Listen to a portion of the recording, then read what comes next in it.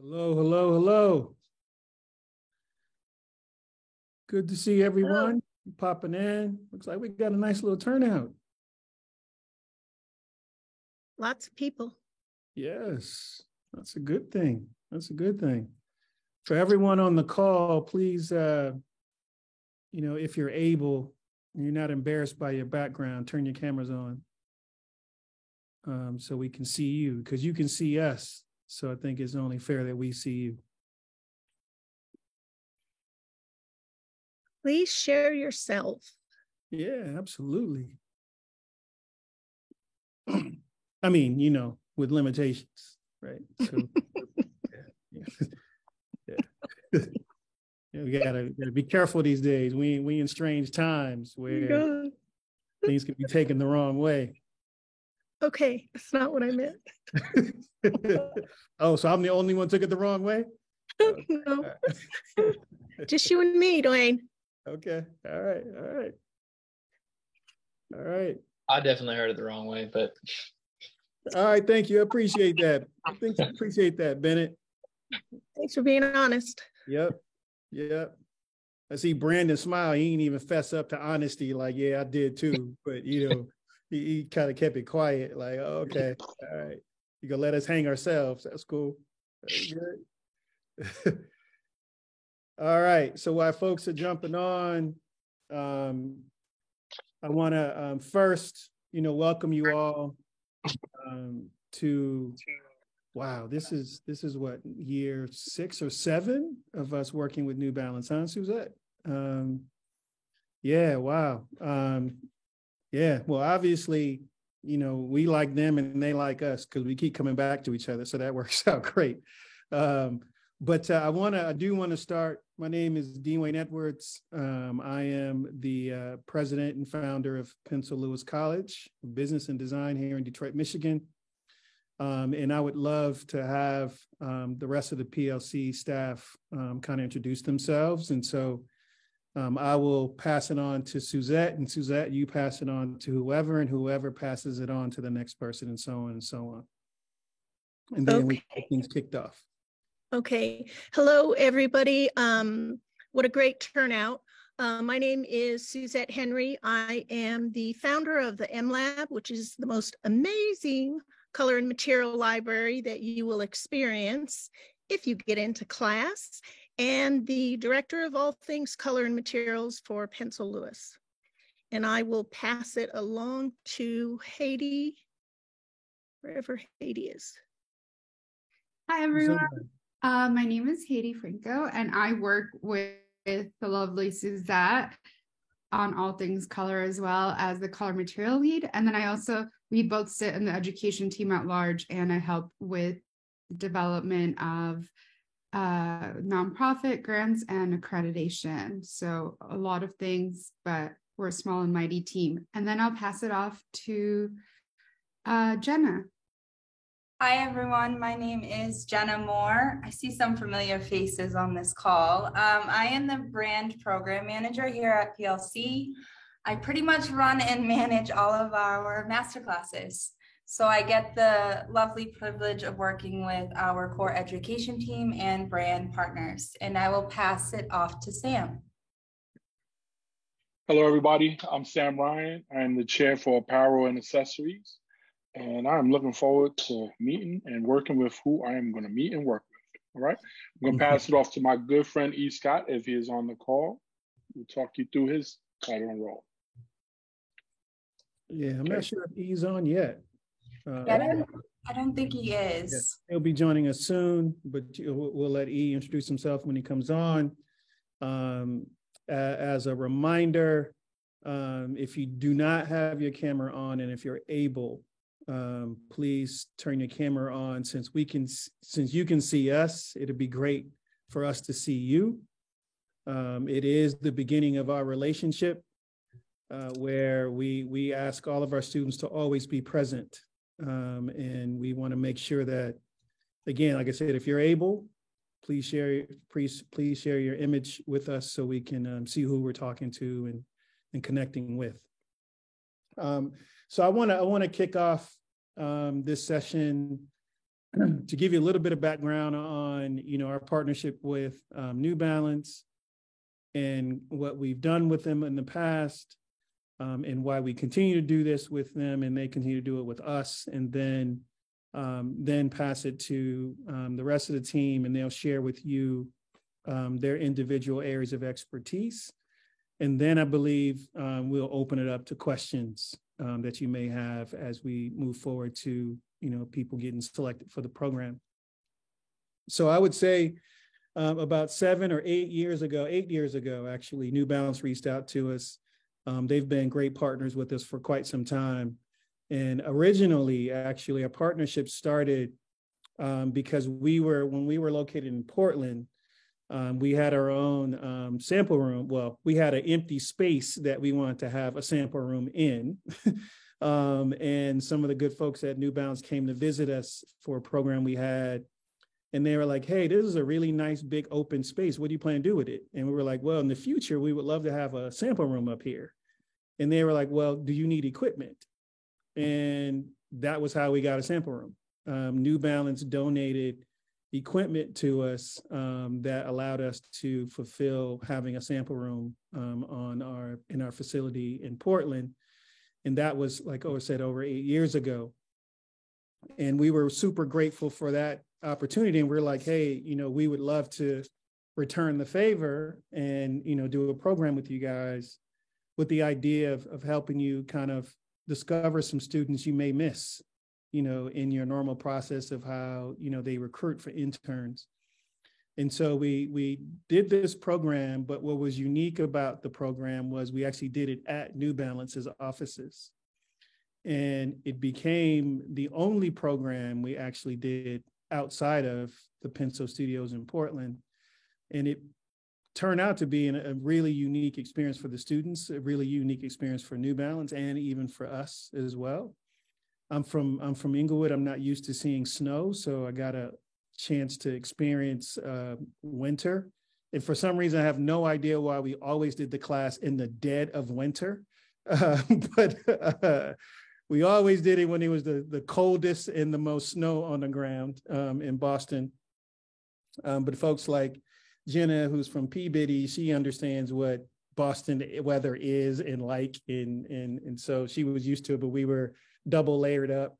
And also, Haiti knows what, and then actually, what? So does Sam, dude. So Sam and Haiti know what snow looks like and feels like. Oh, yeah, and then Suzette, you lived in Colorado, shit. So what snow. I'm the only one that didn't experience snow until 24 years old. All right, so I get it, okay.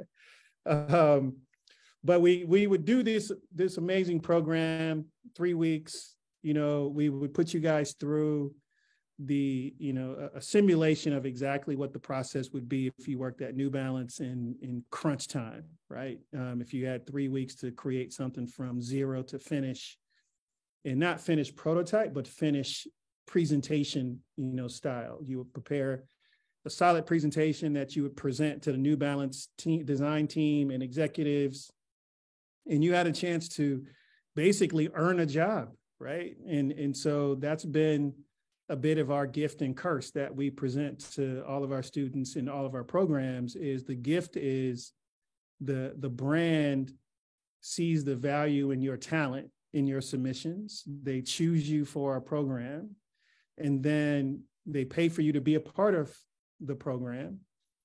And you get to, for 3 weeks, and in this case, 4 weeks, you get a chance to actually earn an opportunity to be a full-time employee for at least 1 year as a paid intern.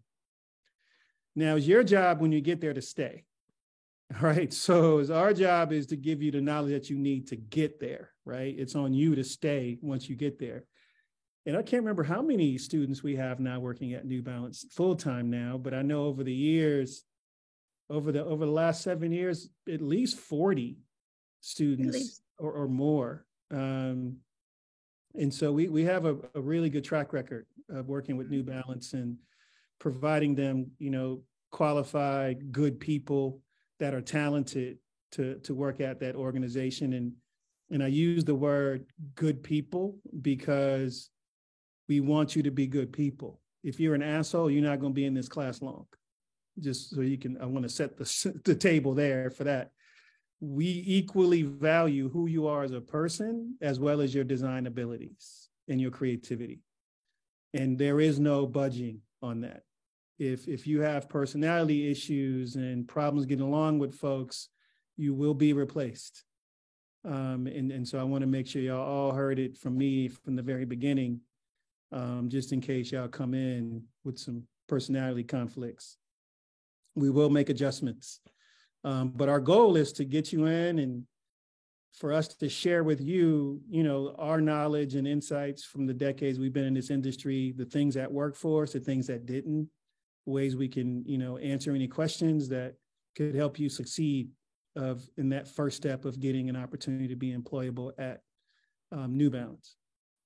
Along this journey, you will meet New Balance team and staff. You'll meet former Penso alum. You will meet design teams that are there. You will meet the recruiters. You will be pretty immersed into the New Balance family that exists in Boston. The program will be in Detroit. So you won't be in Boston at their location. You'll be here in Detroit. The good thing is the college sits on the river overlooking another country. So we got a pretty good view from where we sit. So you get a chance to walk around and breathe some fresh air because we're going to work you pretty hard.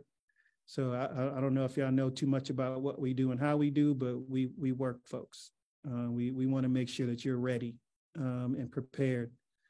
But that's what we do with New Balance. New Balance, like I said, has been amazing partners of ours. This is, like I said, our 7th year, and we have a good track record, and we hope that it continues with this group of folks that we see on this call. But I will now turn it over to Suzette so she can give you a bit more about the MLab in her world. And then she'll pass that on to maybe, I think, Jenna.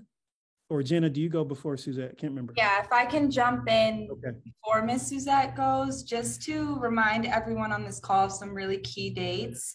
I know we all have personal things going on in our lives with work, school, whatever it may be. So it's really easy to miss a deadline. So I just wanted to remind everyone that the deadline for this application is Sunday, May 14th at 11:59 p.m. EDT. So right before midnight on Monday. So just make sure you mark your calendars on that date.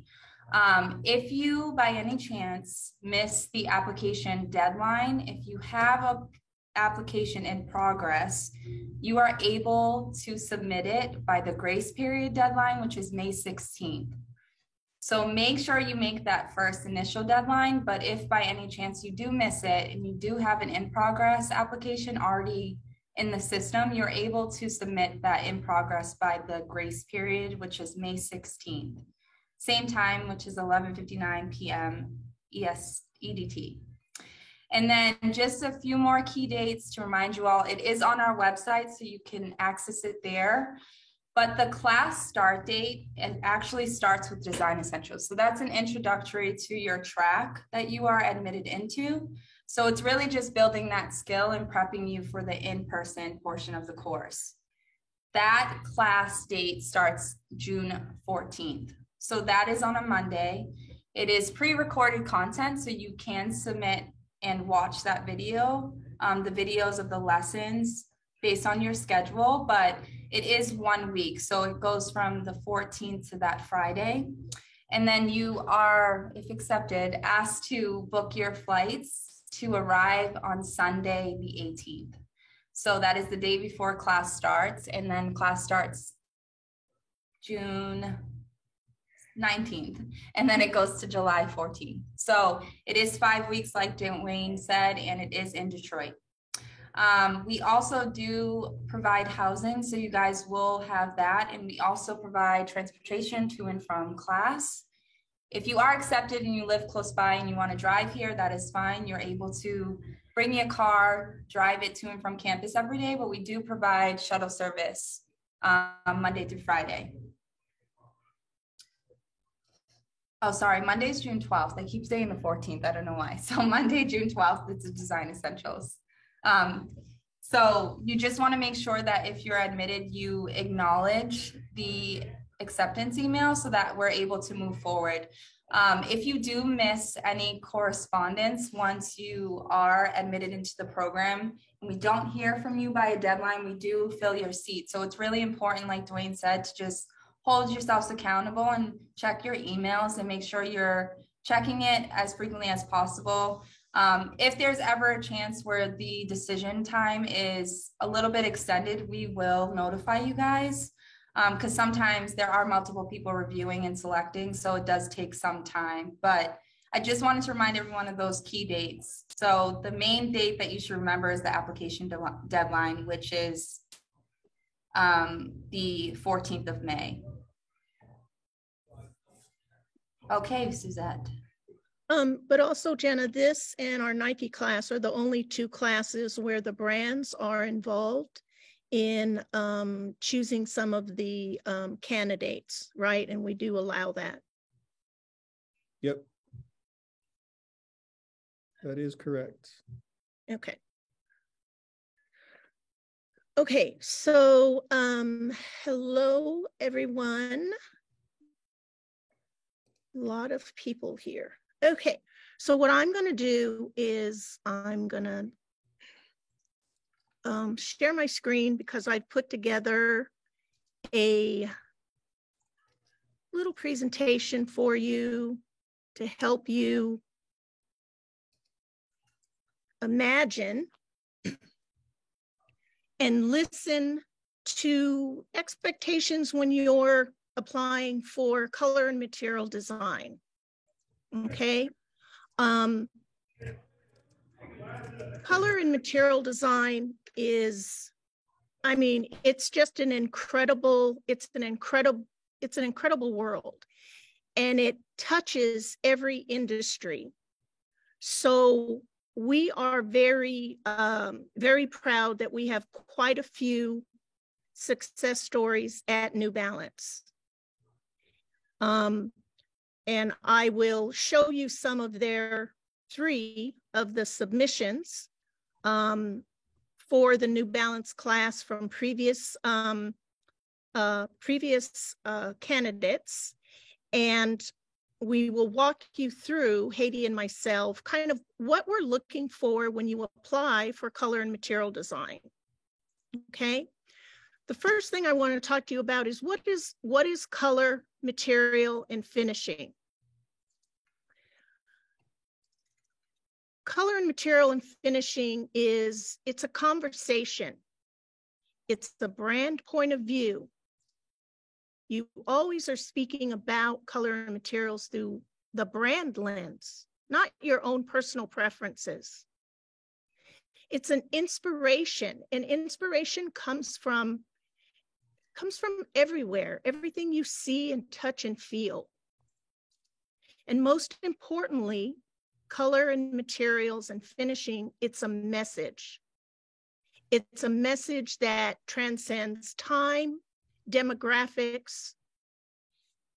It lives with each of us, but it is one of the most emotional and subjective conversations that you will have, which is why Haiti and I, you will find, have crafted our submission criteria a little differently, because we really are trying to see how you have a conversation with us about color, material, and finishes.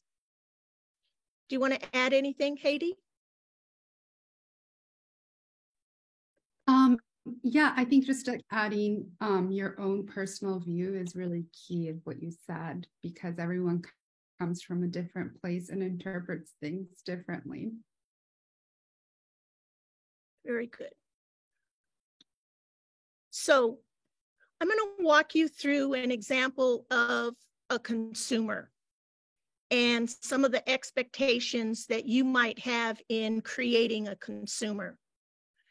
This consumer happens to be a fiery redhead. Her name is Mackenzie. Mackenzie is a food blogger. She travels around the world, or I'm sorry, around North America in her vintage VW. She loves to drink coffee.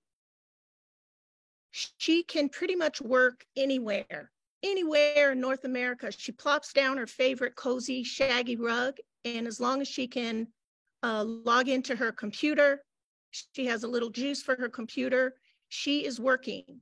She is working very mobile and on the go all the time. She does miss her apartment in San Francisco, but she does have a neighbor that plant sits for her. Here is the second part of that, of Mackenzie's story, which is more of a curated story showing the back of Mackenzie, again with her fiery red hair. And it's sort of talking to you in a different way, showing tactility, color chips that inform and complement the images that you see. So one is a consumer board, one is more of a mood board. The wonderful thing about what you would learn in this upcoming class is New Balance is very, very dedicated to telling consumer stories, which is why we wanted to show you these two slides. The consumer anchors the entire product line or the product capsule, which is what you would be in charge of. Okay. Another part of your role would be not just the color portion, but also to adapt or explore what materials will you bring to the table for your consumer and for your brand. These materials happen to be jacquard woven that's in the top left, and then a beautiful ripstop that you see on the bottom right. These materials speak to the color palette that you just saw. So they complement. When you're thinking about creating your submissions and using materials, the key thing that we want you to remember is to use really beautiful, not beautiful, high resolution images of your materials. And you can only use one material if you want to. There is no right or wrong, but if your images are blurry, then we have a hard time figuring out what you're trying to communicate. Okay, so now what Haiti and I want to do is walk you through 3 submissions, 3 examples of mood board submissions. Now, this particular mood board, this first one, you can see on the bottom left, it has their name, which is Natalie Kinney Greer, her contact information, and then it also is asking for where she went to school, and then what year she graduated. So all of that information lives on the bottom of the mood board. She has no border, meaning no outline around the mood board images. It's a very free and open, lots of white space being used.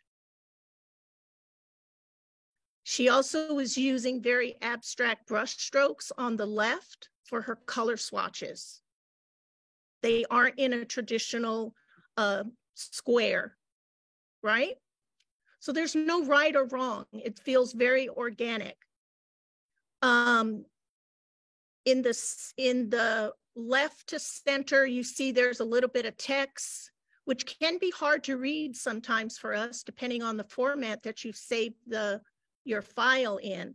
And I would suggest not to use a lot of text, but sometimes you guys want to explain what's going on the board, and that's fine. Haiti, do you want to add anything to Natalie's board before we tell them where she's at?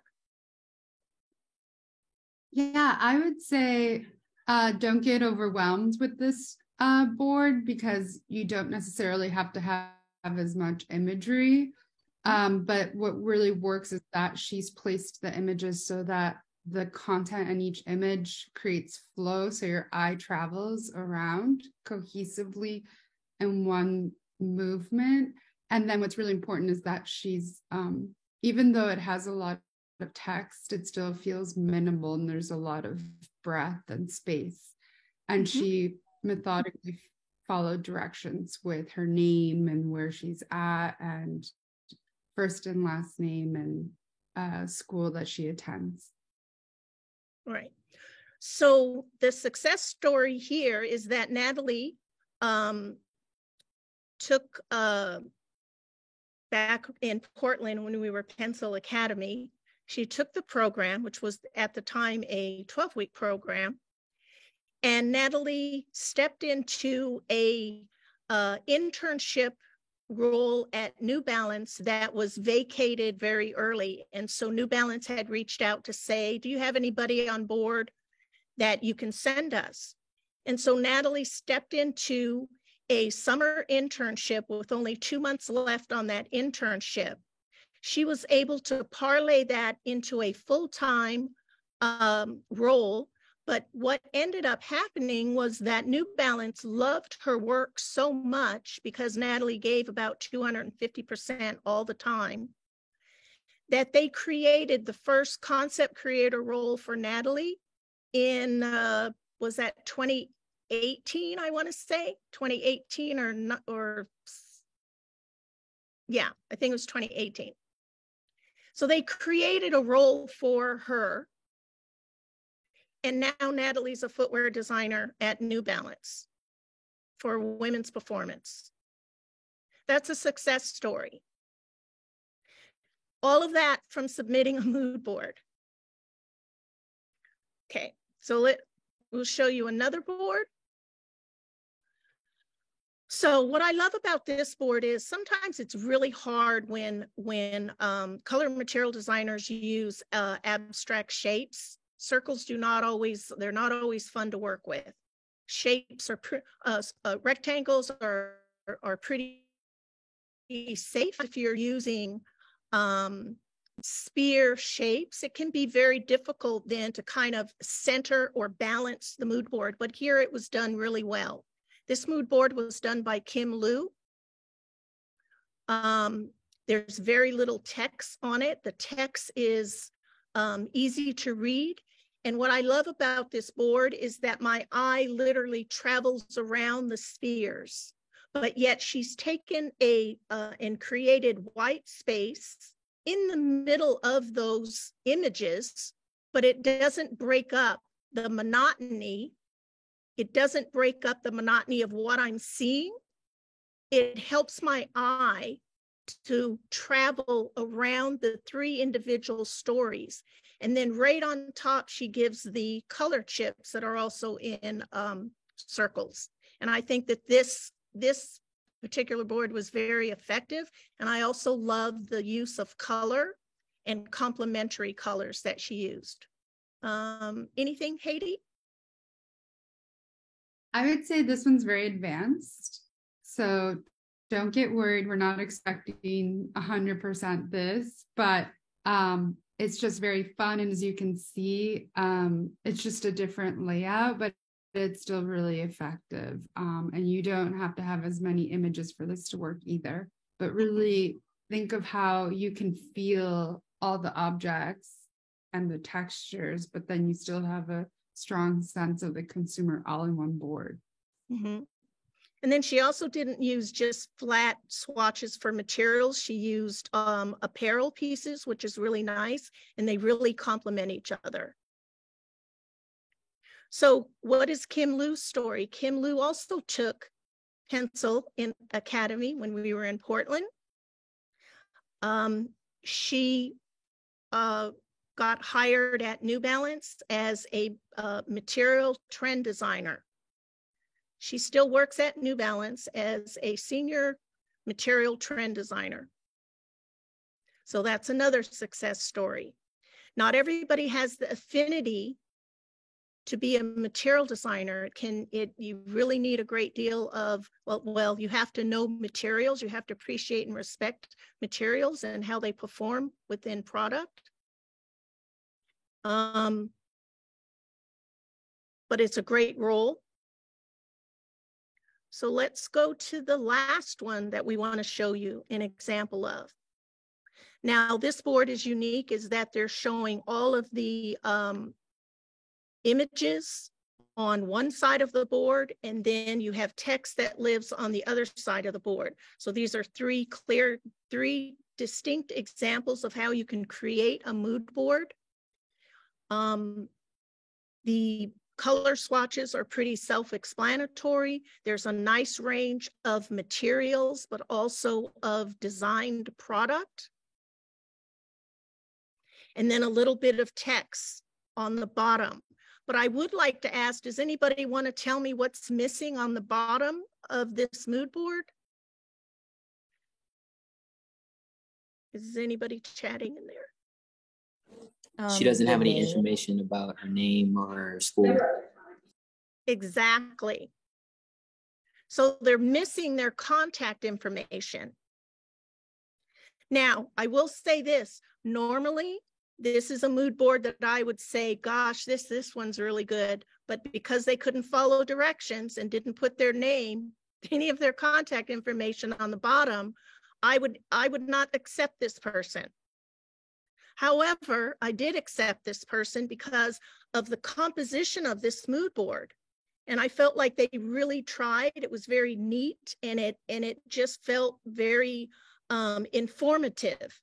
So sometimes I break my own rules, but I will say that this particular color designer now works for a competitor. Can I say, Dwayne? He works for Adidas.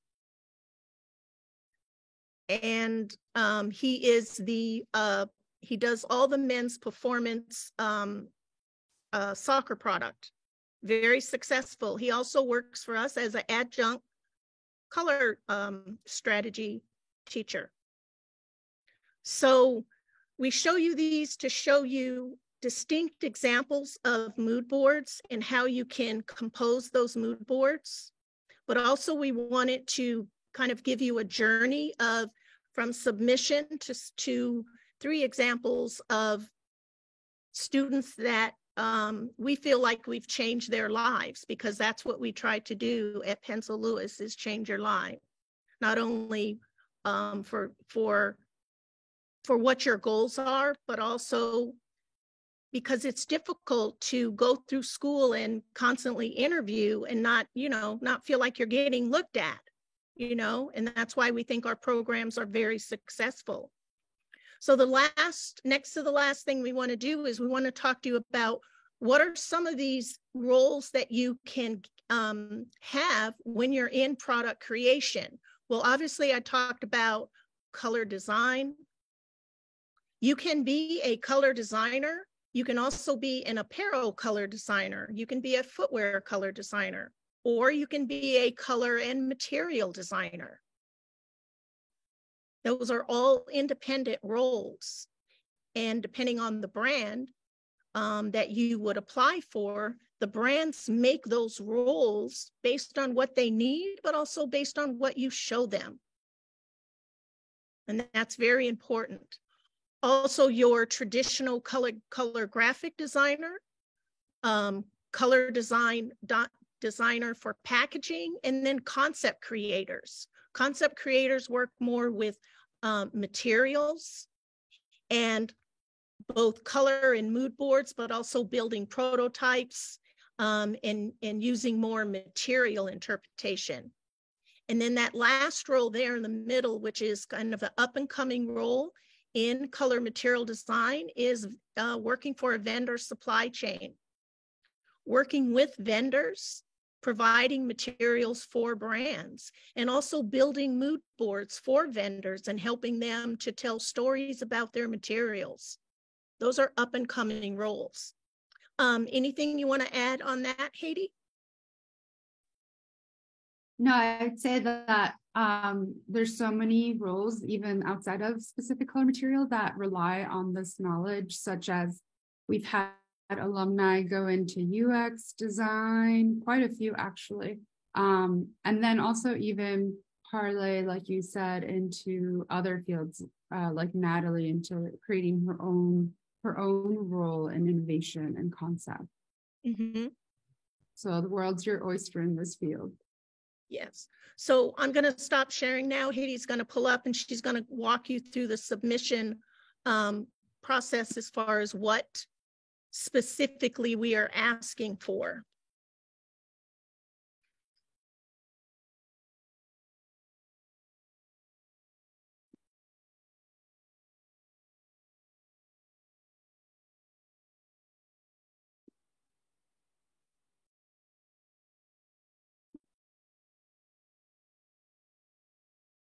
All right, so for color and material design, as you saw, Suzette showed you the mood board, which had a consumer. So this is a little different than the submissions that we showed you. For this submission, we're requiring 2 pages, which you can package into one PDF. And on page 1, you would have a consumer. So the consumer board and your theme. So you would have the images that reflect the New Balance consumer and a look into their life, just like the examples Suzette showed you. So it could be their activities, a slice into their bedroom, their closet, where they live, what interest, what music they listen to. And then you would write 1 to 2 sentences that explain that subject or overall intention of that concept, the visual concept that you are parlaying. Suzette, anything you'd like to add? No, I think that you said it well. And then, so that would be page 1. And again, you would populate your name, all of that specific content at the bottom, and you can label it page 1. And then page 2 would be the material and color palette. So different than the example that we showed you, you would separate out that color palette and have that live on the second page with the material palette example, like the one that Suzette showed of those very vibrant greens that tied back to that consumer board that Natalie had submitted. So that would be page 2. And again, at the bottom, you would leave white space to leave a border to put your information again at the bottom.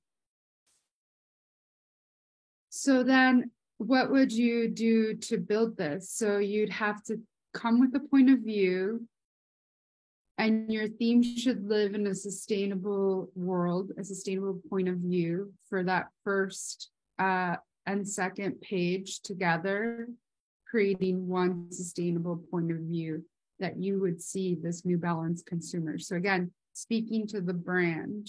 So I would recommend going and doing research of who New Balance is and what their consumer is right now today, or how you see them. And then it should be inspired by lifestyle. So have more than one example of this in your first page in the consumer board. Do not use any of the competitor brands. Do not use footwear in the imagery. Colors and names can be labeled on the second page for the material and color palette, and we recommend them to be inspired by sustainability. So tying it back to your point of view on that, your creativity should reflect inspiration from a specific type of lifestyle consumer. Sustainability inspired materials are key, and finishes. So what is the finish on a material? So thinking of things like reflectivity, if your consumer would be wearing that. And again, reemphasizing no accessories or footwear designs in your work. I'll pause if anyone has questions or if you want to add anything, Suzette. No, I think you said it pretty clearly. It sounds like it's a lot, but honestly, we gave you really good examples. Yeah, I agree. So connect the consumer to your story. And then the content objective, again, like we saw in those examples, is you're to show your color, material, finish point of view in a storytelling format. So we want to see your ability to express tactility and emotion in design through visual imagery. And you want to clearly and effectively communicate this through your visual presentation. So again, encapsulating the composition, build a creative point of view with the color mood board layout that communicates all of the above requests. So again, 2 pages, 8.5 by 11, PDF or JPEG. Tiled layouts are okay in the order of content. Do put your first name, last name, country, US, academic status, educational institution, or a current employer if you're no longer in school and currently you're just employed. In the bottom left-hand corner of your submission, do create your composition at 300 DPI. So when you export your image, you can select that as an option. Do save your file as last name, first name. So file naming is also important when you submit. And then do not use footwear again, reiterating that. And then do not post any of this on social media and or tag MLab or Pencil Lewis without permission. So just be mindful of protecting your submission and then also respecting the brand's ask and our brand asks to have discretion when submitting.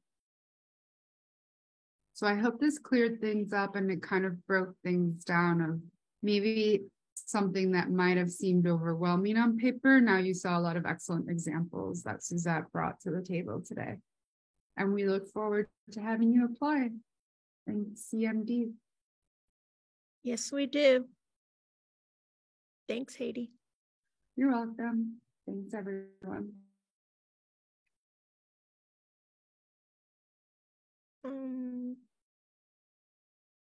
So I think, yeah, and I think we're going to go over to Sam, correct, for apparel. Good day, everyone. Very informative, and a lot of the same principles apply. I will just talk to you about what's necessary. Application, the submission brief is already posted. Just got to read through it. Real simple, right? It's about understanding direction and applying that direction. A lot of times we'll go through things with people, and yet people will submit what they see fit. If you have your own brand and we are asking you to submit something based on critical thinking around the brand we're going to be working with, do not send us videos of your brand and what you are doing. We don't want to see fashion shows, right? I want to see your work, right? So the first thing is direction, understanding it, right? Because this is accelerated design. Every moment you take a step backwards, you're not just taking 2 to get forward. You got to run to get forward again. Right? So it's very important, direction, right? Next thing, conceptual design, right? Like if the brand is asking, or we're asking you in a submission brief, hey, tell us how would you take your signature thinking, your aesthetic, but apply it through the lens of this brand? Ms. Suzette mentioned that, right? That's very important. Once again, don't just show us stuff you've done previously for other things, conceptual concepts you've had. Bring it through the lens of the brand that we are talking about. In this case, it's New Balance. Critical thinking, right? If you show up with something that looks familiar, that's in the market, then I'm going to assume that you did not push too hard to submit something that showed, hey, here's how I think, right? Write some notes on there, put some function to it. Explain why, very important.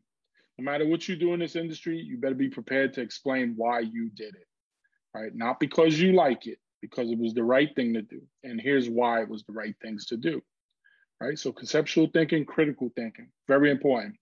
Skill sets. We're living in an advanced world, and you guys are so lucky. You have so many creative tools available to you. I remember designing t-shirts on PowerPoint. Don't laugh. I used to do it, right? And I used to use Word on Microsoft Word because you can do stuff like that. These are not those days. You have Illustrator, you have Adobe, period. You have Illustrator. You have Gravity Sketch. You have wonderful platforms. We do not want to see submissions by AI, right? We want to see submissions from you. AI is trying to take your job. You're going to show why you're better than AI, right? You're going to have the one thing AI doesn't. Here, heart, empathy, right? So if you do not have a certain level of illustration skills or illustrative skills, we'll help you there. If you're not the best sketcher, we will help you there. There are ways of practicing sketching. I grew up on comics. I used to draw over on the images of the comics until I was capable of just drawing Spider-Man by myself, right? You can grab images of almost every apparel and accessory out there, trace over it, and then practice it freehand, right? Those are little tricks of the trades, right? So, your technical abilities are going to be important because we are going to be moving very quick. We're 4 weeks. Those weeks go extremely fast, okay? And so with that, main thing, the last thing is, let me see what's the best way to put this. After wrapping all that wonderful stuff up, right? Listening and hearing what is being said to you. The talent to listen, and I'm not being condescending, is so important because I listen to everything. I don't always hear everything that's being said to me, but I listen and I filter, right? Part of reading and understanding, hearing what is most important for you to deliver. It is one of the things that keeps students from excelling, right? It is one of the things that people will hear us say things to them, and they will not listen well enough to hear those things. That's a big circle of words, right? But the main thing is hearing what's being said, right? Comprehending what's being put out there in application for submission for you guys to put forward. The rest comes from you. You're going to generate all the power, right? You're going to come to the table with something unique that expresses your way of looking at New Balance and what their demands are. And we're going to help you get there. If there are any questions, put them in the chat. I will gladly answer them for you, okay? But those are the 5 key things, all right? And the rest is just fun, having fun with it, okay? With that, I'll pass it to the majestic E. Scott. Oh, hey, all right. Great. So good evening, everyone. Like I said, I had to commute back to the fort because it was Bring Your Kids to Work Day. And now my son is safely at home and he's talking about his day at PLC. He did pretty good. But that said, I wanted to welcome you all to the New Balance detail. And I wanted to say a couple things. I'm sure Sam probably gave you some amazing gems, but there's probably a couple things I want to share with you. New Balance is moving fast. They want to see amazing talent. They want to know what kind of talent is out there. This is an opportunity for you as a up-and-coming designer to really put your best foot forward. And I'm not trying to be funny, but literally your best foot forward. It's an opportunity for you to think about in this submission, what do you really want to show this brand and what you feel you can deliver to this brand, right? I'm a big believer in progress. It's not about trying to be perfect because perfect means you'll never get it. But if you work on being, progressive and you keep working on details, as Sam mentioned, if you're not a good sketcher, yeah, you know what? Take a moment to, if you have to trace something to get your muscle memory right, to feel what something feels like, it's worth doing that. In this course, if you should make this course, I'm going to say it to you flat out. You're going to be comfortably uncomfortable because it is going to go fast. You're going to have demands on you. Your creativity is going to be challenged because you can't create because you think it's cool. You're going to have to create because now your client is going to be New Balance, right? And it's going to be based on what they're looking for, where they want to go, and they want to see what is the point of view from an incoming, upcoming student at Pensole Lewis College. They want to see how you think. Your brain is what is the most valuable detail, flat out. How you think is what wins the day. You may not be the best illustrator. That doesn't matter, because you know what? Those things you can learn. And I'll be honest, for anybody who thinks the tools are going to save you, that might be the biggest lie in the whole wide world. Because if you don't draw well, those tools are not going to make you draw well. All they're going to do is exploit what you don't do. So I will tell each of you individually in the nicest way possible, don't lean on the tool. Lean on your effort. Lean on getting reps in and drawing and creating, so that when you go to those tools, it just enhances what you've already done. There's a reason why it's called Pensole, and there's a reason why Dr. Dwayne Edwards created it. And he was like, there's a pencil and there's some paper, and you're going to be working. And I know that, there's a lot of people say, man, I don't sketch well. Guess what? Manifest that you do sketch well. Start saying to yourself, I am going to sketch well. Okay? You need to have a positive mental attitude about how you approach this. Anything less, and guess what? You probably won't be here. Okay? Bring your best self and work to be your best self in this cycle. Probably the other thing that I think is important is you have to embrace the challenge. If you want to do this, you're going to have to embrace the challenge. Dr. Dwayne says it very clearly. Empty out your cup. Empty it out. You don't need to bring a lot with you. Be open, like a camera on the aperture to let light in. Open up your aperture so you can allow information to come in, so you can start acquiring it, learning it, and putting it to use, and converting that information that you get into creations and concepts that when New Balance sees it, they say, wow, that individual really understands the brand.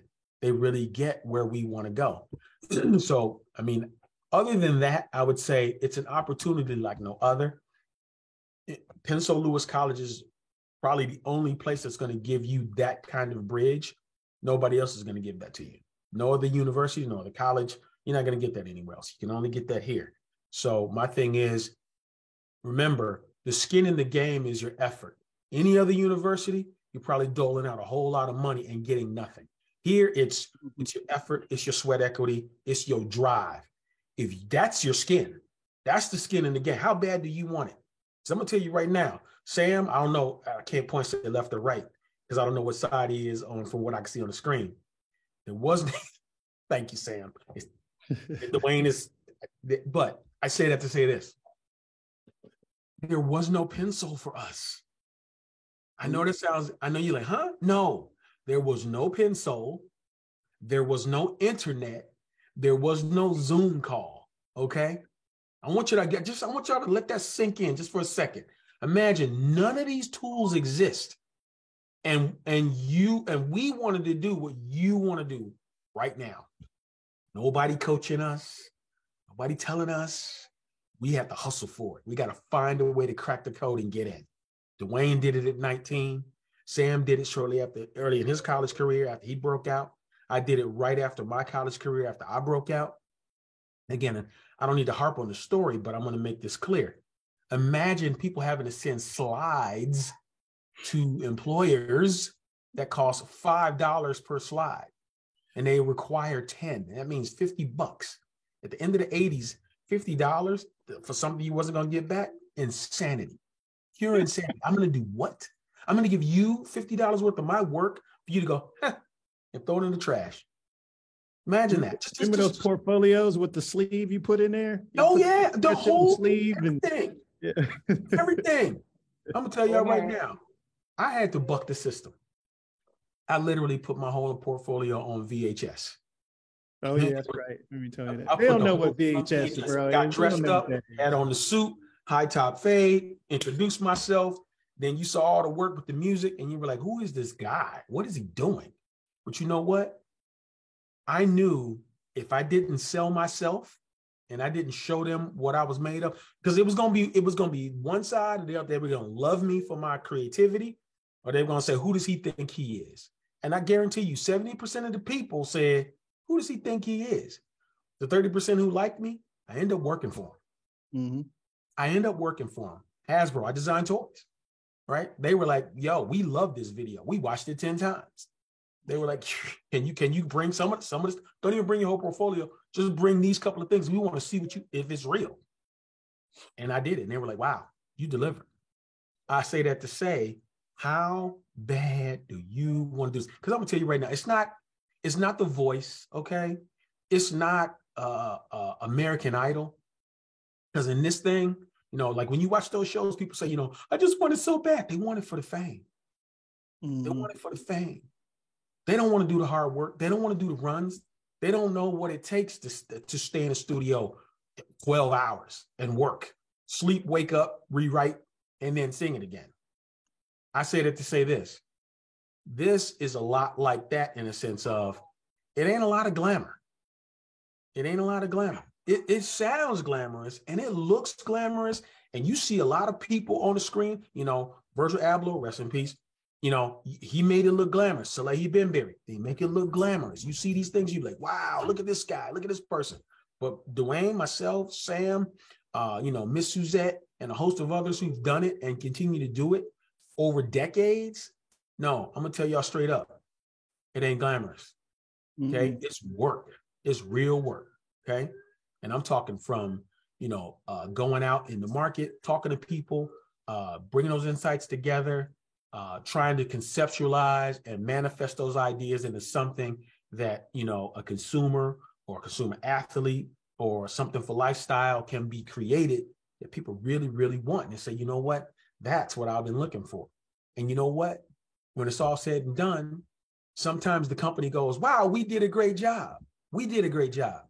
I don't disagree with that. But I'll tell you right now, remember what I'm about to say. If it if it doesn't go well, they're gonna say those damn designers. Those designers, that designer right there, you ruined everything. So sometimes you say, are you kidding me? Do they really come? Do they make it tough? Yeah, they do make it hard. And Sam brought up a good point. Artificial intelligence would love to move you out the way. It would love to move you out the way because it don't eat, it don't need insurance, and it doesn't sleep. Right. Okay? It doesn't do any of those things, but I'm going to tell you where that particular item fails. I'm going to tell you where it fails. It fails on this one thing. Someone has to input what it's supposed to filter and create. Think about that. Somebody has to put it in for it to even do anything. So imagine it doesn't get anything. That's right. So it won't do anything.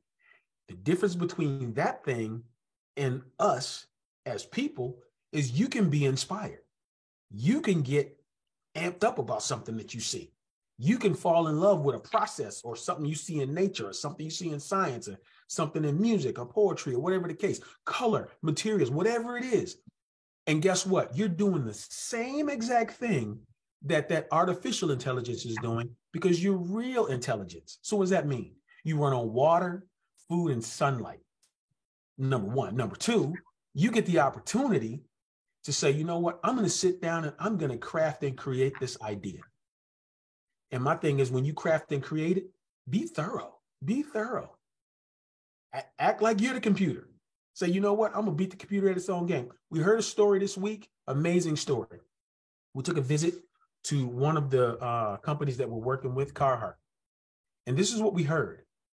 They have an AI pattern cutter that can cut up to like what they call zero waste, meaning less than 2%.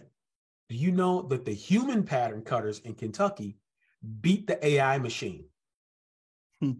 The human pattern cutters beat the AI machine at its own game. So I want you to take that just for a second, put that in your pocket. It can't be smarter than you. It can only get information given to it. So I say this to each of you now. If that's the case, show us when you submit your idea, show us how smart you are. Show us how well you think. Show us the intelligence. Show us the emotional intelligence. Show us the empathy when you create. Okay? Show us the science behind how you got to those answers. And I tell you what, if and when we get to see what you've created and it takes off, man, to see you walk through that door, it's a dream come true. Yep. Thank you, sir. I want to show, thank you very much. I'm also having flashbacks of the VHS recorder, watching it 10 times. That means you got to rewind it, wait for it to rewind, and then push play. Y'all spoil. Y'all can watch a video and then the play button pops up again. Y'all can do it all over again. Yep. You got to wait for that thing to rewind and then push play. Thanks, E. I want to show you, the footwear folks, a couple of sketches of submissions, so piggybacking off of what, Suzette showed you is just some previous submissions that were submitted. Okay. Just for context, right? Okay. And as E said, it's called pencil for a reason. And we ask you to draw with, if you look at our submission process, or criteria rather, it's one sentence. Mm-hmm. It is draw a shoe by hand. There you go. That's all we ask. Like there's no tricks. Like just draw it by hand. Really Wait, can I jump in here? Yes. We actually asked for both now. All right. Well, okay, that hurts my heart. But no, they have to do both. So they have to do by hand and then they have to do it digitally. That hurts my heart. It hurts your heart, but we have to see where their skill level is with digital. I know, I understand that one. I get it. Actually, As long as you ask for both. As long as you ask for both, I'm fine. I'm fine. If I'm reviewing sketches, which I don't do as much anymore, I'm only going to look at this one. I'm only going to look at the hand. But this is kind of the idea, right? Everyone's going to draw differently. Everyone's going to have a certain skill level, all of that. We just want to see where you are, right? And there's enough stuff online. We'll have submission examples. Mm-hmm. There's no real excuse for you not to just simply follow the instructions that's laid out for you. Do it to your best of your ability. The other example is this one. All right. And it's not so much the sketch, it's actually the orientation, right? And so if you want to show a lateral view, a side view, and the bottom of an outsole, make sure the bottom of the outsole is underneath the shoe. Correct. All too often, I don't know why people put the bottom of the shoe on top of the shoe. I have no idea why that happens. I don't know how that works. And then often people draw, in this case, you draw on the right view of the shoe. They'll put the left of the shoe on the bottom underneath the shoe. Right. It's simple. I don't have a shoe in front of me. I don't have a shoe anywhere near me. That's crazy. You have a shoe in your hand, just turn it upside down, and you will see exactly the view you need to draw from the, there you go. Just flip it, even though that's a competitor though, Sam, but that's okay. Even though Sorry. Even though you have the shoe, right? You flip it and that's your view, right? Right. So either you could just do a straight lateral view, side view, or if you want to do the bottom view, then just draw the bottom view, but make sure it's aligned to the upper, and do it to your best of your abilities. Right. All right. Anything you want to add, Eve? And then we can open it up for questions. Yeah, just real simple. I think one of the things, again, as you see just two of the drawings that's been submitted, know this: proportion and scale are 90% of what you're going to create. Yeah. Meaning this, it needs to look like a shoe, or it looks like it comes from human anatomy. That it would cover go over in it. Yeah. Okay.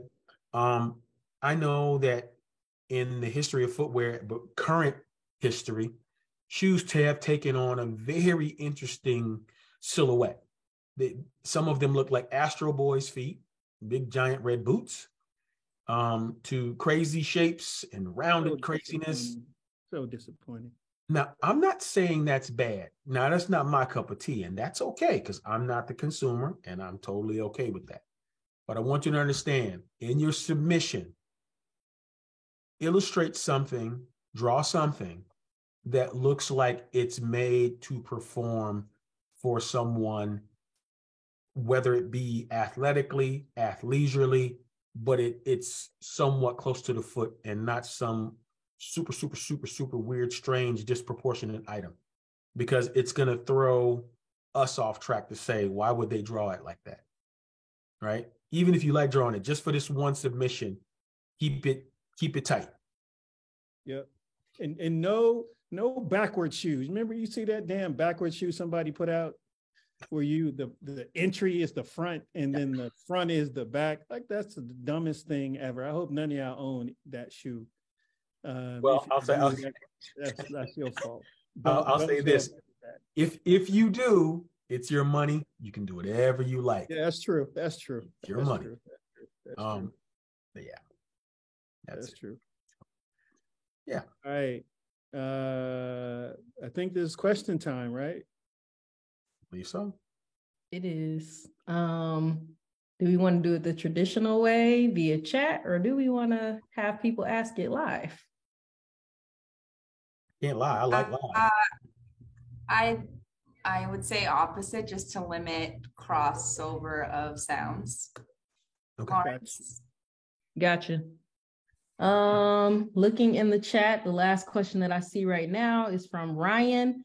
He says, is the preferred method to scan in our drawings for submissions, or are photos of the sketch on paper okay? I think Ryan is your name. Yes, Lauren, sorry. Yes. I think whatever you guys have available to you. So if you do have a scanner, then do that, but photo is fine as well. If I could chime in on that, get it in a good light too, please. If you need to put it up on the wall so that you can get it what I call a straight shot, like a picture of it, as opposed to it's kind of on an angle on your desk, kind of in the dark, where it's not well lit. Don't do that. Give yourself a chance to get it up so that we can get a really good, clean view of your concept. That would be great. Good call, E. Good call. Next question. Edward Kim. Yes, you're able to ask your question live. Good evening, everyone. Thank you so much for your time. So the question I was going to ask is about the footwear submission. So in the examples PDF that was given to us through the website, if you go, I think it's the last one, where it's the lateral view, but then it's a compilation of a bunch of different views and sketches. It's very different from the ones that Dwayne screen shared. So I was still wondering if that was acceptable. It says draw shoe by hand. So however many you draw on that one page, go for it. Okay. But E, do you have a preference? You'll be reviewing. Here's my thing. If you gave me your best lateral view and your best bottom view, I'm satisfied. I'm satisfied. Because what it's telling me is you're able to show me two solid views that coincide with each other. And you thought about what it looked like when you showed the bottom and the lateral view. That for me would be enough. If you want to show me more, I'm fine with that too. Okay. Can you speak a little bit about call outs though? Because yes, that might also do the trick. Okay, so when we talk about call outs, right?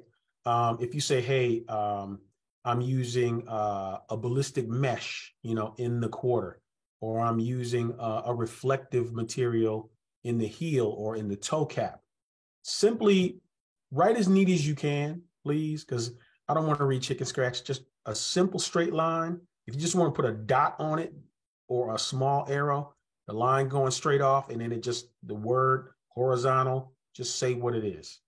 A simple call out helps a lot. You don't need to be fancy, just simple call out works. Thank you. The next question is, how many shoe renders are we allowed to submit?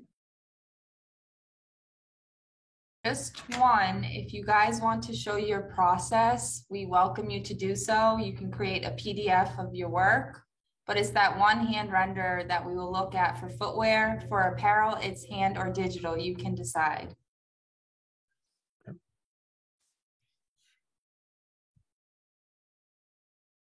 There is a request to see a potential apparel design submission I can share my screen of ones that are included in the examples that are on the website.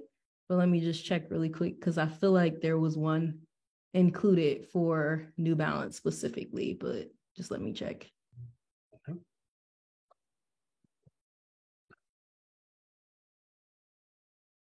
Okay, there's not, but I will still share my screen and allow Sam to comment on anything that he sees. Yeah, I'm actually trying to find one from last year's class. Okay. And I didn't want to show competitors one, but since I see this one up here, you know, what you should do is have a front and back view, almost as if you were laying a garment on the floor. Write little notes to yourself. As I mentioned when I was talking earlier, right? Even if you cannot sketch, you know, communicate your intentions, right? If you want to showcase as best a sketch as possible, then trace over, you know, somebody's. You guys are very, very, this generation, your generation, very crafty at finding things through research. I'm pretty sure you can find a front and back view to mimic and then put your details on. Right. But the most important thing is to convey what's going on, whether it's a top, a bottom, a side view, you know, give the look, a fair look at what you're trying to put out there. What are you trying to design to? And the notes help because then it allows me to say, oh, that person might not be able to draw a pocket yet, but I see that as their intention. That's what that line is there. Oh, and then, sorry, this one actually was for New Balance. And I think, you know, obviously the person designed this for motocross. Okay. So I think this is a good example of showing an apparel design created for a specific consumer that this person identified. I will. Oh, sorry. Go ahead, Sam. No, go ahead, Jenna.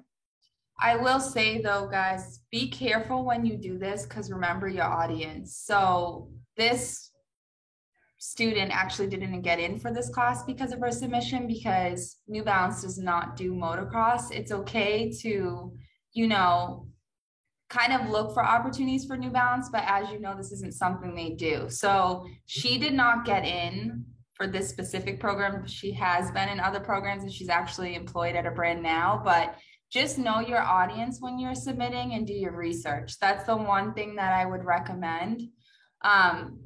This was great effort on her part. She went above and beyond, but unfortunately she didn't get in because New Balance didn't see that this aligned with who they are. So we always want you guys to look for opportunities at New Balance and for New Balance when you think of designing, but just know who's looking at your designs. Right. And as I was trying to follow you guys on chats and stuff, as I said, you know your brand, that you're positioning yourself to be part of this class. Do your research, right? If they're big in basketball, then maybe you submit a basketball design, but do your research. A lot of times people don't read what we're asking them to do, and it's really simple, right? You know, follow the application, submission, what we're asking you to do. I'm telling you, front and back views convey your intentions. You know, shortly explain why, right? Your aesthetic will show up. You're going to have that opportunity. Take New Balance somewhere, but expand from where they currently are. Know your brand, know your muse, right? Who do they currently serve, right? Focusing on one person and explain from there. Thank you. Hey, Brandon, I see your hand up and I know that this question you asked. So do you have another question, or Brandon Williams, that is? Yeah, I did have a quick question. Okay. Is there any tips or advice you guys could give for like the video submission? Because I haven't really heard too much about the video submission. Jenna? So I believe on the, hold on one second. I just want to make sure before I speak. I believe so on the submission brief, Brandon, we did include just tips as far as recording. So we have setting, filming, light, just minimize sound and how to save it to your YouTube. I think overall, the most important thing is there's 3 prompts. There's 3 questions that I gave you guys to respond to as you kind of walk through your video and your submission. So the first is to introduce yourself to the committee. So introduce who you are in like a really quick summary: first name, location, why you applied to PLC is always important, right? Like why you applied to PLC and New Balance. And then just walking us through your process. I think part of what New Balance does love to see in our team is just seeing your process through your ideation to final design. So if that's creating a presentation that you create for yourself just to keep you on track, if you create this presentation, you share your screen and walk us through that process from consumer to ideation to final design. That's like the easiest way to do it. I think the 3 questions I believe I asked is, the first one is just introducing yourself to the admissions committee. The second one is, what path are you interested in pursuing within design? If it's design, if it's not design, what are you interested in? And the third was walking us through your submission. So those are like the 3 things. If you touch on those 3 things, you're pretty solid with your submission, or your video submission at least. But what we want to hear is your process and how you gave your personal point of view on your design in the submission brief that was asked. So if you first open it up with introducing yourself, second is what career do you want to pursue, whether that's in design, music, whatever it may be. And then the third is walking us through your design. Can I add to that? I would advise not to have distractions in the background when you are video. Try to make it as professional or a quiet background as possible. Don't have loose cats or dogs running around and just distractions. It's unprofessional. If you can, try to get in a secluded area, a controlled area. It just shows us that you took a lot of time with that video, and you care about how you show up. Yeah, I think too, we've seen in the past where people film like a TikTok or a really short 30-second reel. It does not help us at all. If you're just showing us your sketch and there's music playing over it, we usually skip over those. So that's like an easy way for us to actually dismiss you from the program or not even look at your application because you didn't follow the directions. So make sure that you're at least answering those 3 questions so that we can get to know you guys, because a lot of the times, you know, we look past designs. A lot of the times we want to know what type of person you are, because that's really important. So really answering those questions in those videos and following the directions. I know for me personally, and Katie and Miss Suzette and Sam and E, we really appreciate that. So I would recommend, please do not film like a 30-second clip of just your design and music playing over it, or a TikTok even. If you need to use Vimeo, you can. You just would have to share that link when you get to that question, because I know some people it's a little bit more easier for them with Vimeo, but YouTube is our one priority because it's easier for us to share it. And number 2 would be Vimeo if you need to. But just follow those directions, Brandon. And then, like Suzette said, make sure you read those tips. Make sure there's no background noises. Make sure it's at the highest quality. But I think, Edward, I think you asked this question. Some videos, you've seen people kind of show a presentation. I think that's fine. If you are walking us through your presentation and you're sharing your screen, I just ask that you stop sharing once you finish and then just quickly wrap it up with like, thank you for listening and looking forward to hearing from you.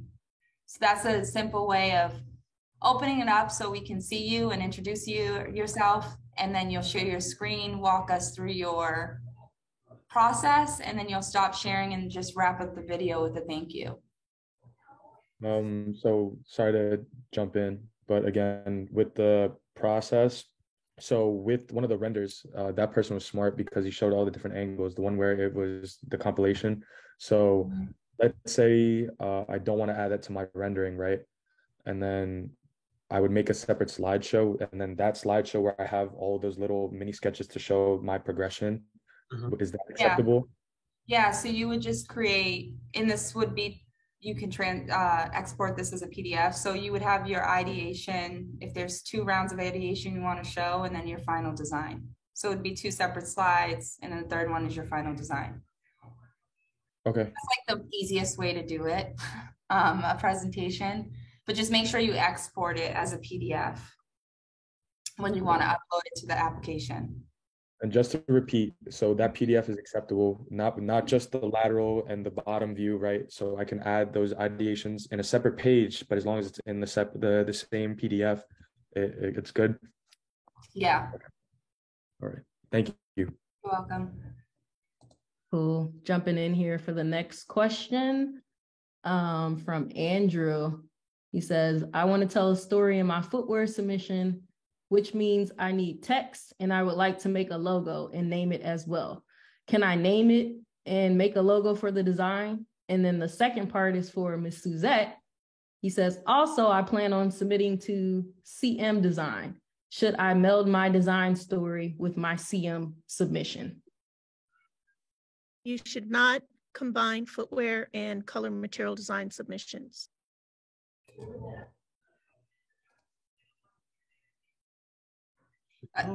Well, Suzette, if they're submitting to multiple tracks, they have to submit those submissions in one PDF, and then I just break them up. It's not Suzette, they're submitting to all 3. So you'll have your CM, it's just I have to separate it. It's just the only way they can submit one file in one application. That is fine, as long as it's a separate PDF for CM. Mm-hmm.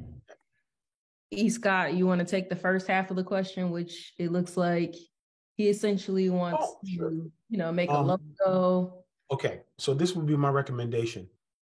I'm okay if you want to tell a story, but you can't do Star Wars where it's like, on and on and on and on and on and on. It needs to be a very succinct, succinct 1 sentence, maybe, and a logo underneath. I don't need to see how you got to that logo. You can show it and maybe explain it quickly, but it needs to be really simple, really clear. And then whatever the design is, I'm actually okay with that. Thank you. Let's see.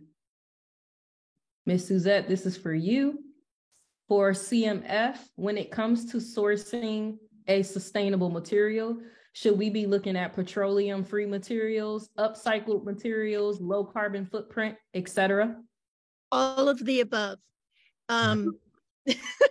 There's a lot going on with recyclable materials, bio-based materials, petroleum-free materials. However you want to express yourself through a sustainable lens, we are okay with that. We just want to know you're aware of it and you want to use, show us examples. We don't have we're not limiting your material palette. It's nice to know that you're aware of that, and we would like to see how you use that, whatever materials you choose, in a palette that relates to your consumer, that relates to your brand.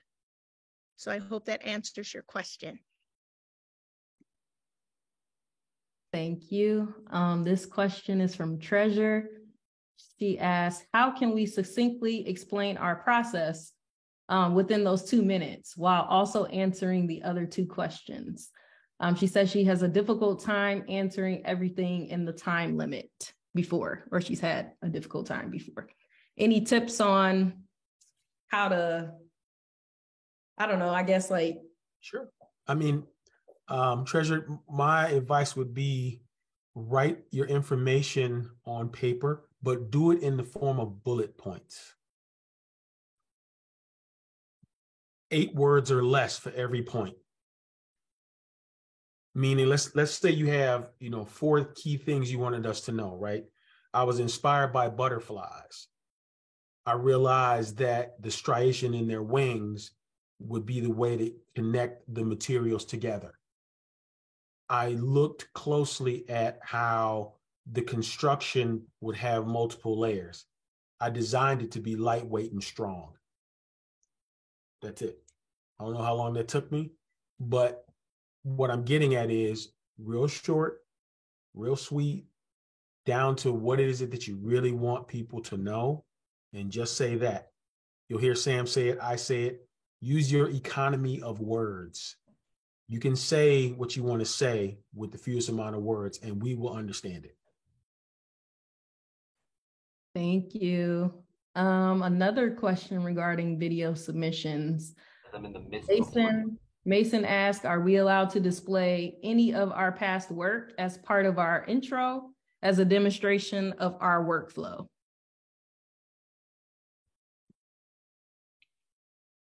I would say no, because it takes away from what you're actually submitting to. It's specific to New Balance. There's a specific ask, so I would say no. If you have a portfolio, you're allowed to share that in the application. It's optional, so that's another way we can kind of see your process and your experience. Hey, that's much better. Much better. Yeah. Jenna, can you reiterate the amount of students we are accepting per category? This question is also from Mason, but he's wanting to know how many, submissions our team reviews and how many we're expecting for this masterclass. It depends on the program, so I am not going to disclose that information, but I can disclose that we admit 25 students into New Balance. Is it 20 this year or 25, Katie? 20. It's 20. So it's 15 footwear, 5 color and material designers, and 5 apparel. It's 20 total. It's probably going to be 10 footwear, 5 and 5 to make 20. Yep. So it's 25. Yep. I believe it's 25. Sorry. I think it's changed with Jared and the team, but the most we've ever had in this class is 30.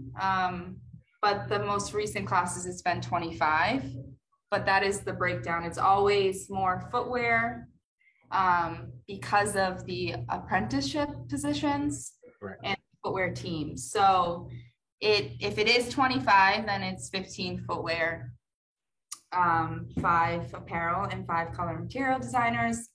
If it's 20, then it's 10, 5, and 5. Hey, Lawrence and Jenna, can I answer this? Andrew, can I answer Andrew's question? Sure. Yes. I just answered it, but you can answer it because I know you're no, it does not. You have to do, yes. Okay. So I see that there's a few alumni here, and thank you. Welcome. Welcome to New Balance Zoom class, I guess. But to answer your question, if you're an alumni of Pencil and you're applying again to New Balance, which is one of our more challenging master classes, and I'm just going to speak in general, you should be showing something different than what you learned from attending the previous classes. If you don't show up differently, either professionally or in your skill set, then my 2 cents is I'm not sure why you would think that taking the class for a 3rd or 4th time would be any different. You have to show growth. You have to show growth. Because remember, this class, we are not the only eyes on your submissions. New Balance takes a participation in this, and they take participation in the critique process. They ask us for our feedback. And especially with alumni, you should come to the table with something that showing us that you've grown, okay? So I just have to stress that. Thank you. Jenna, and maybe Nikki, the question is, who should they reach out to in case they have any more questions that pop up regarding probably submission and application process?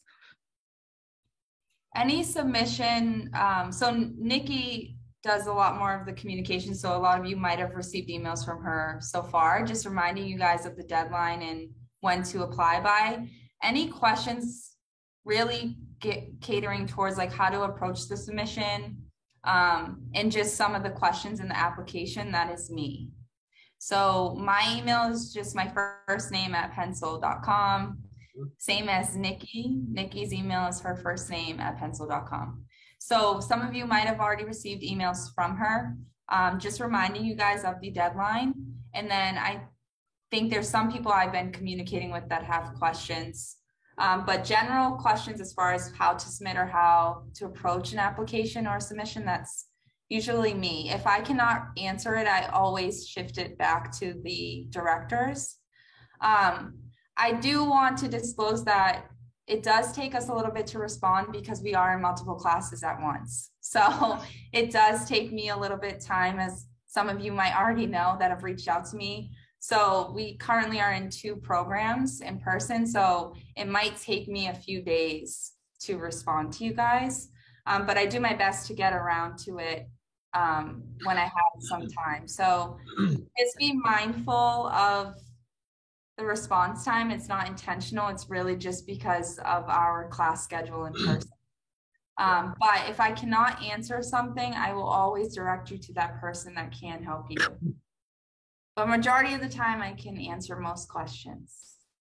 So anything that is how to submit, how to approach the brief, I can help you guys. If you want me to look at something, if you need clarity on how to submit or create a PDF, I can help you there as well. But any general comms you're going to get from just application reminders, deadline, that's Nikki. Thank you. And then I'll just ask this last wrap-up question before we end. And it's really about the apprenticeship. The question is, the website says that there was no guarantee that students in this class will qualify for an apprenticeship. Does that just mean that not everyone will receive an apprenticeship, or are there other qualifications such as a degree, et cetera? No, I think what that means, because that's just something we put in for the brands, because sometimes we've seen this happen in the past where the internship, it's very rare, but it might get dropped, right? So that is due to the brand's, kind of the brand's decision. It's never happened with New Balance, so I don't want anyone to be alarmed, but sometimes apprenticeships or internships could get dropped or postponed. So that's why they asked that we put that on the website. Also, not everyone is selected for the internships. They only have a select number of offerings each year. It changes every year. Some years it's been 5 apprenticeships they've offered from a program. Other years it's been 7. So it does vary, but sometimes there are things that happen where they can't offer the apprenticeship anymore. Say like something like COVID was to happen, it's still around, but if it was to come back up and we shut down, that's an instance, right? So they have to do it for legal reasons. And there's been instances too where they've had to unfortunately not extend an offer due to visas. So that is another reason why when you guys ask for eligibility, that's why for this class, a lot of the times you see it only open to US, because unfortunately New Balance cannot get TN visas for international. So that is why it's shifted over the years to just US. Unfortunately, that's where the current world is with visas in the design industry. It's unfortunate, but we're hoping it changes, and we're hoping to provide more international students with opportunities. We still encourage you guys to apply just so you're in our network, and we can always go back to you when those openings happen. But that is why that's on the website. It's just sometimes if things happen, they might not be able to offer an apprenticeship. So it's really for legal purposes. But they select maybe 5 to 7 out of a class, which is a lot because most classes just like 2. But not everyone will get the opportunity. But I always tell students it shouldn't be your driving force while you are participating in a program at PLC, because it's an internship, but there's so much stuff you gain from a program here. So don't let that be the only reason why you guys apply, because although you do a pencil class, the work is really on you guys. It's a step or a toe in the door, but really the work of what you do outside of a program and continue to do, it's really up to you. Yes. So don't let that be the only reason why you guys apply. I think it's important to experience Pencil and come to Detroit. It's really exciting here, for those of you who've never been, but I recommend don't let the internship or an apprenticeship be the driving force, because there's always opportunities that come about outside of a Pencil program. I'm going to follow that lead and say up front, we've witnessed individuals who really enjoyed the process and say, you know what, whatever happens, happens. And they just say, if I get an internship, great. If I don't, great. I had fun and I learned something. I'm getting better at what I do. Those individuals ended up getting positions full-time at other places and not at the place that they thought they were going to get an internship. They actually got an actual real job. Like they got it because they put the work in, they put the effort in. So there is something to be said about, you know, don't be short-sighted. You know what I mean? Enjoy the process, enjoy the journey, but it's all about your preparation and getting ready for something that, you know what, might be for you, but you don't know what that is yet. So just be prepared, be ready. Thank you. And quickly before we end, for everyone asking, I will send out a recap email to everyone tomorrow at the latest Monday, which will include this playback of the Zoom session. I will also include the contacts and email addresses for who you should reach out to for certain information. And also be on the lookout for a potential survey, because we would really love to get you guys' feedback on, you know, if this info session is helpful, if you guys want to receive different information or would like to see something else in the next session, that will really help us to be able to get the information to you guys that you are seeking. So with that being said, thank you guys for another successful session. Be on the lookout for that email by Monday. Thank you guys. All right. Have a good night. Bye. Thank you. Have a good one. Thank you. Bye. Good luck to everybody. Good luck, y'all.